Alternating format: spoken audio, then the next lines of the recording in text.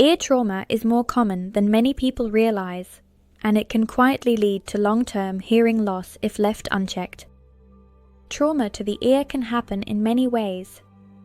It might be a sudden loud noise, such as an explosion or concert exposure, a physical injury from sports, accidents, or even inserting objects like cotton buds too deeply into the ear canal.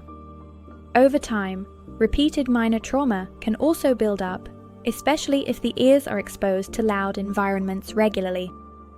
One of the most overlooked contributors to ear trauma is improper ear cleaning. Using cotton buds or attempting home syringe-ing methods can push earwax deeper, irritate the ear canal, or even damage the eardrum. This kind of trauma may not be painful immediately, but it can gradually impact hearing clarity. Early warning signs of trauma-related hearing loss include muffled hearing, ringing in the ears, sensitivity to sound, dizziness, or a feeling of fullness in the ear. These symptoms should never be ignored. This is where seeing an audiologist becomes essential. An audiologist can assess whether trauma has affected your ear canal, eardrum, or hearing pathways and recommend the right course of action, whether that's monitoring, earwax removal, or further hearing tests.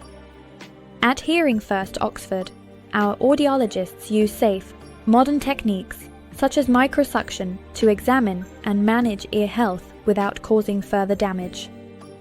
Early intervention is key.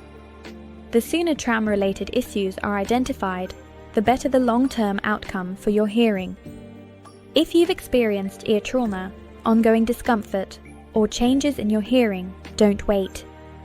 Booking an appointment with an audiologist could protect your hearing for years to come.